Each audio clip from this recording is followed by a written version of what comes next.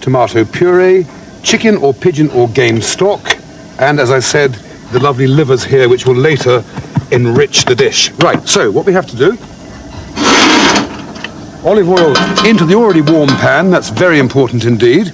A little bit of wine into the glass, because I've often said it is very important. If it's not good enough to drink, it's not good enough to cook with, so you better try it first of all. And it's excellent. It's also 12 o'clock, so there'll be lots of bells. They do that in Italy, bells ring at 12 o'clock. And the sound man's really good at getting them. He's called Echo. So, phase one, stuff our little pigeons with some sage. Like so, and the other one too. It won't matter about these bells because, you know, you can't just stop because bells start ringing everywhere. Salt and pepper on each one, like so. And then over to here, we pop them in the pot, roll them around in the oil, and let them slowly take colour. Right, turn that up to maximum. Now we've got that. Next phase, never mind the bells, are some onions which go in, finely chopped onions. Stir those around as well. Then some celery, finely chopped celery. The reason these programs this time are so absolutely brilliantly organised is that luckily this time I have my wife helping me. And while I was just driving around the countryside looking at vineyards and things, she was here sweating away, chopping things up beautifully like real cooks should do. So some garlic into there.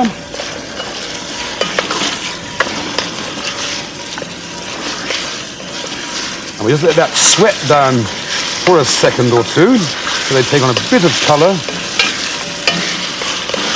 And then we add some excellent stock,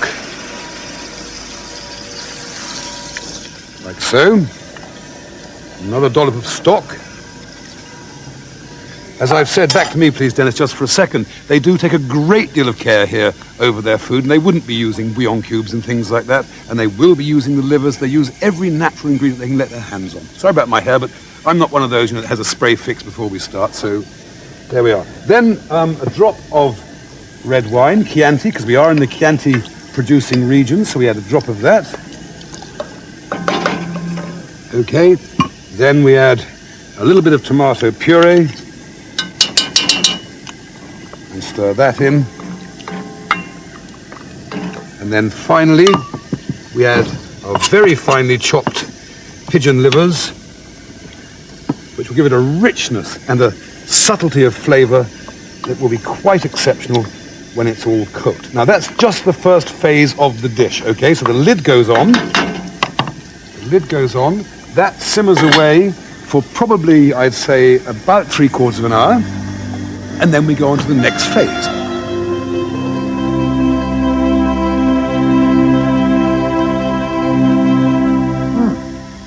Delicious. It is pretty good, this wine, you know. Anyway, 45 minutes have passed. Let's have a look and see how we're getting on. Ah, Dennis, a loving fat close-up in there. That looks good to me. That looks very good. The pigeons are golden. The sauce is rich. Let me just taste it to see if it's okay. Which it is. Splendid. Now, so on to phase two. Phase two, we take the pigeons out and keep them warm in this earthenware pot with a little of this wonderful, rich, giblet-flavoured sauce. So have a bit of that.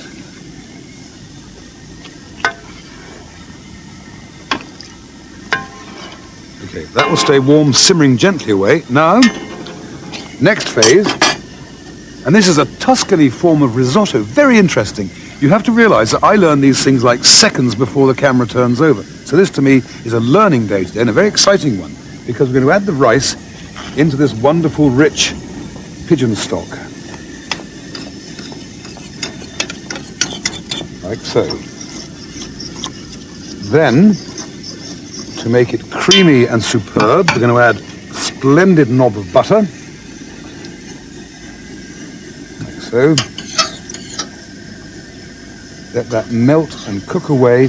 Now, all you need to do at this stage is bring the stock or the sauce to the boil. Then the second it's come to the boil, turn it right back so the rice cooks in the, what's the word, the residual heat. Residual heat, that's one for those who like to say that I know words of more than one syllable. Residual heat, okay?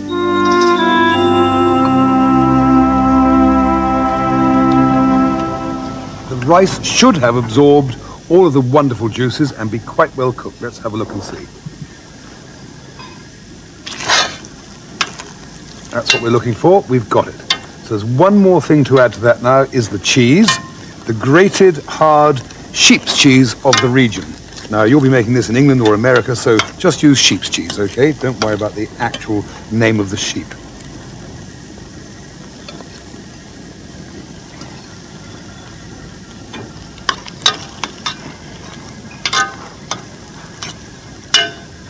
Right, that's quickly absorbed into the juices and into the cheese.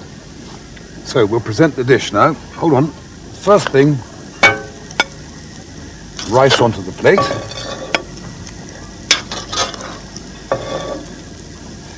It's a risotto. I'll say that again. It is a risotto.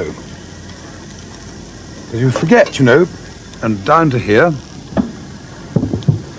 This is what we do in kitchens. You always clean the plate, especially when your head's down, you have to speak up. It's, teach yourself how to make cookery programs on television. Very hard to do indeed. Next thing, we add the pigeons. There's nothing I can do about my shadow here. Whichever way I go, I get a shadow in the thing. The pigeon goes on there, like so.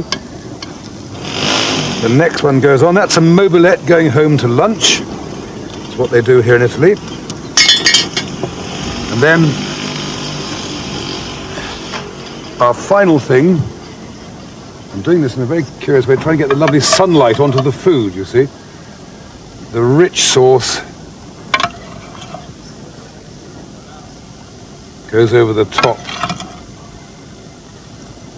of the pot-roasted pigeons with Chianti Classico, the giblets, the rice, the shadow of the ladle across the plate, the shadow of the church in the cameraman's eyes, poetry, food, and Tuscany almost in motion.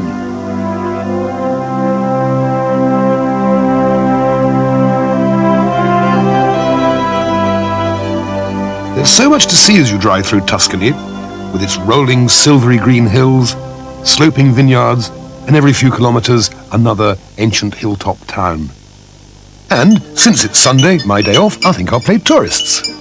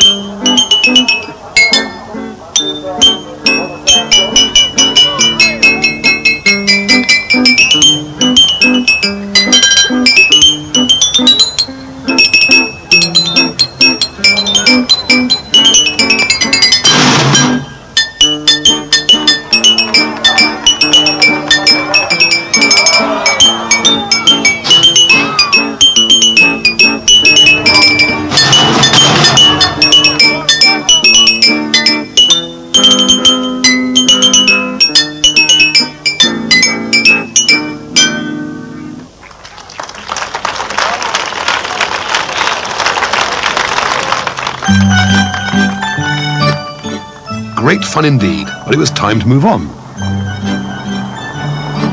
On these long drives, though, one has to stop occasionally when nature calls. And what better excuse to get some fresh mountain air and have a light snack.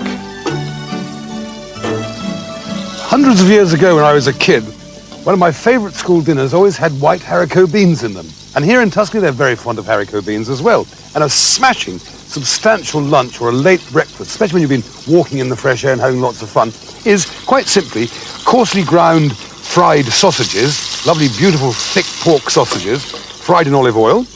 You add to that a couple of cloves of garlic, stir that round so the oil gets a good garlicky flavour.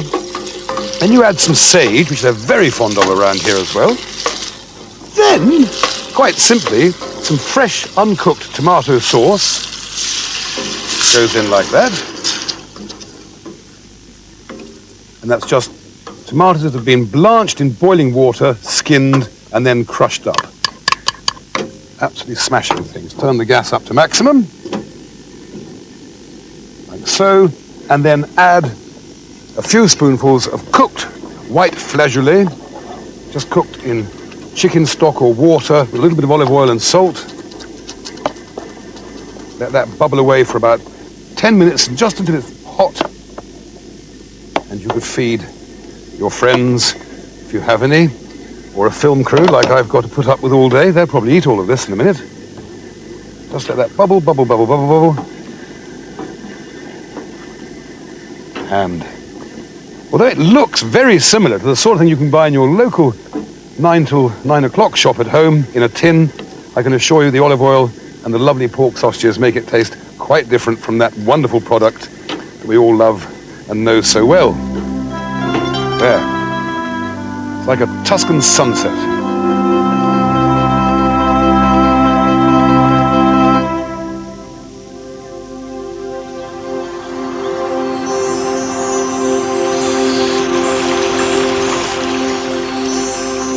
And as one beautiful day ended, I wondered what would be in store for us on the next. Well, it was rain. Rain, rain, and more rain. Rain on Garibaldi, rain on us as we drove into Siena. It's a big place, the noblest of all Tuscan towns, and finding the heart of it takes a little time. But when you do get there, it's brilliant, with its little streets and arches.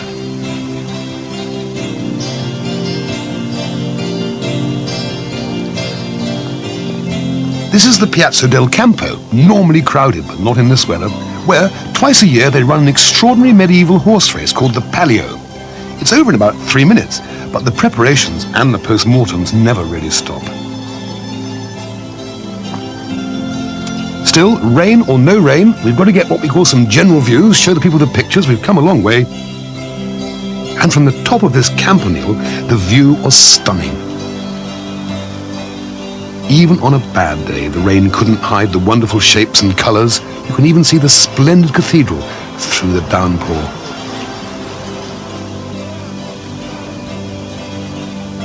What a day. That weather is unspeakable. And I've had to change my plans completely. I was going to cook something light and summery in the square, but it's raining so hard I can't possibly do that. So I'm going to do a dish much beloved of Italians, especially in wintertime, a dish called osso buco. If you come down here, please, Dennis, you'll see what it is. It's the shin of veal, the leg of veal, sliced through, revealing the bone, which is stuffed with marrow. Bone with a hole in it. That's what osso buco means. So it's terribly simple, Neil dear. Back to me if you would. The first thing we have to do, chuck a bit of butter in here into a hot pan, and then pop in the slices of veal and brown them on both sides.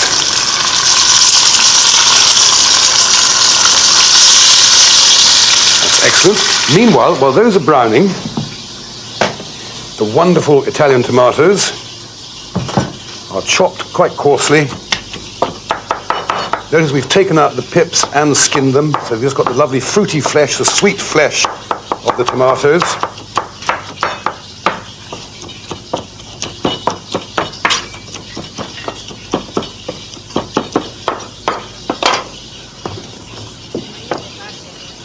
Goes into there. Back over here, my dear, we'll turn the meat over. It's all a bit noisy in this kitchen, even though we have turned off as many extractors as we can. There's still a bit of buzzing going on somewhere, but don't worry about that. The meat is nicely browned. We pop in the tomatoes, like so. In go the tomatoes. Stay there a second, Dennis. I'll be right back. White wine. Like so. And some of the chef's wonderful veal stock. I'm going to pinch from his bubbling cauldron over there. Superb veal stock. And now I wander back to the table because we let that simmer and bubble for about an hour and a half, and then we're going to finish it off with some very special seasoning.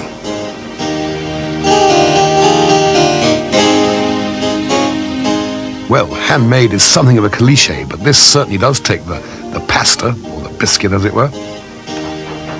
This sort of skill, though, and dedication is typically the Italian attitude to food. Every little matters, and it's truly an art form. And it tastes like heaven. That's wonderful. Have a look at this, Dennis. Absolutely superb. The meat is cooked, the wonderful marrow in the middle of the bone there, and now the final ingredient is some grated garlic, grated lemon peel, and some parsley, just sprinkled over the whole lot. To give it a tangy, garlicky, zesty flavour. There we have it. Osso buco.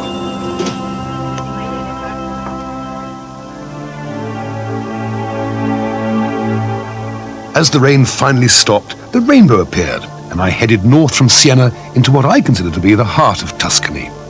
I was in search of a very special newfound chum who was going to put me up for a few days in the castle he now runs as a hotel. It's a hard life, isn't it? Still, someone's got to do it.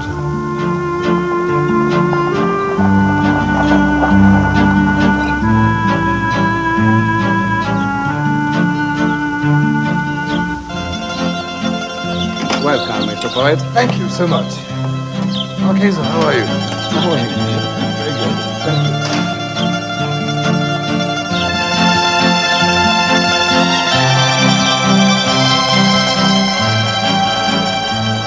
The Marchesa insisted that I get up very early the next day. In the chilly morning mists and the fine drizzle, he packed me off on his very own horse and sent me to meet some particular friends of his.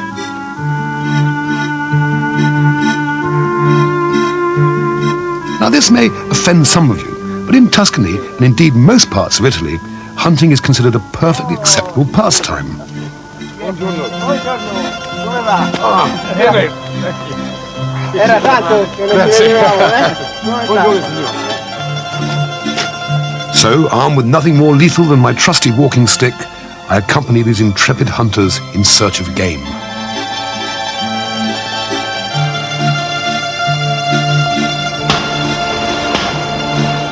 And I've no doubt that many of you will be absolutely delighted to know that we had singularly little luck with the birds that morning.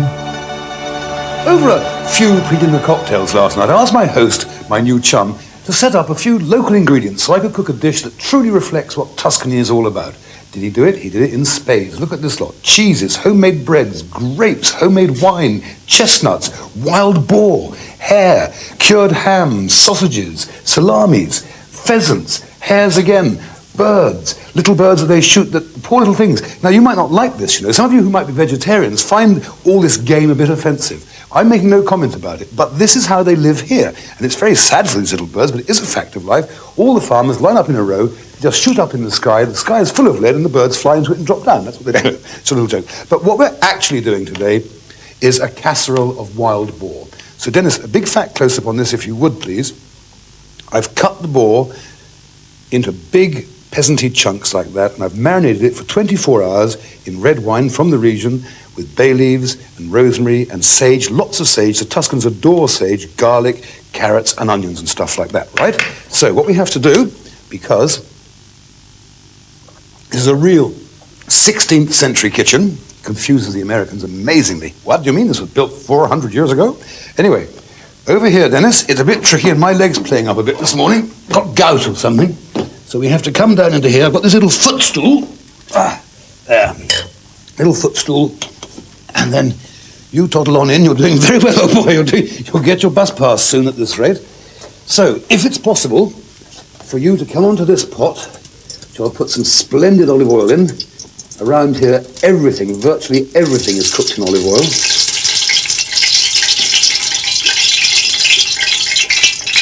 Wonderful spot. This is exactly the sort of home I would like to live in myself if I had A, the money and B, the opportunity. So the meat goes in.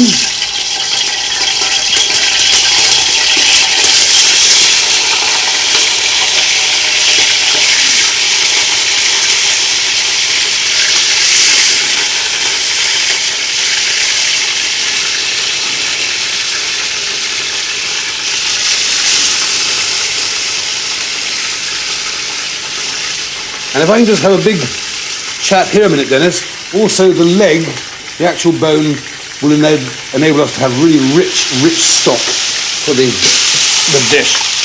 So, brown the meat evenly on all sides. And for those of you doing this at home, it's wood mark 4. Okay, wood mark 4. Brown the meat nicely. Seal it well. Turn the bone over and stuff like that. Grind in a bit of pepper. Like so.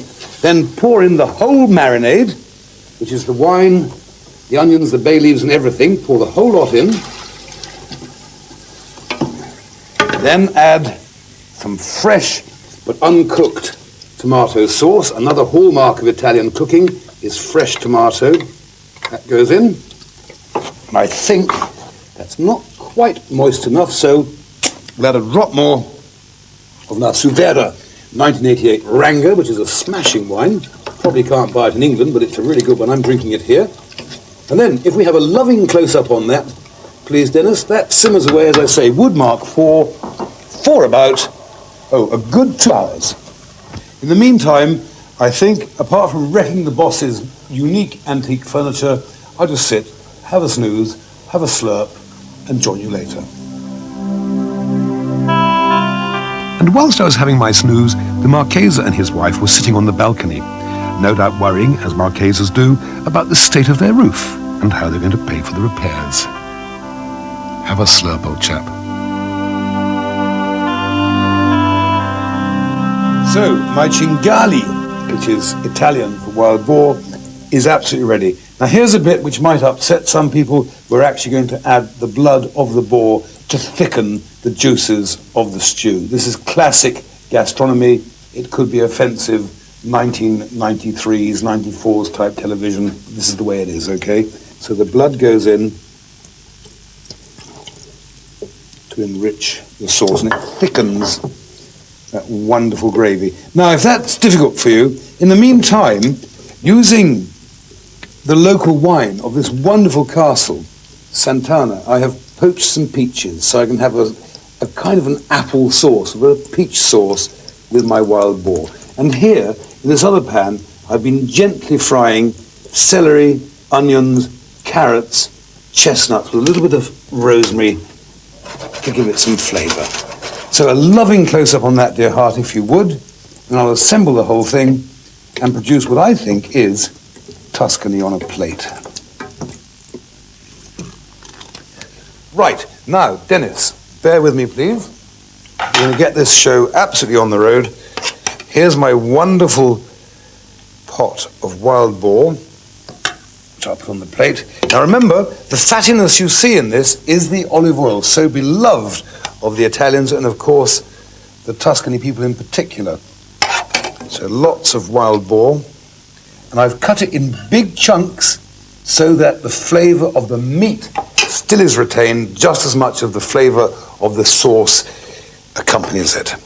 Okay, so there we are. There's our wonderful plate of wild boar. Give me 2 seconds while I just dump this out of the way. Over there. Now, one of the things I've learned here in Tuscany is that they adore fried vegetables. So I've adapted a dish here.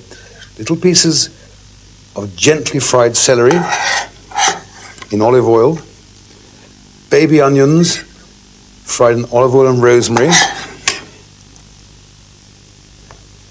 little carrots finely sliced, fried in the similar manner, and because this is Tuscany, and never mind what time of the year you see this, where we are now is autumn, or as we say in America, the fall.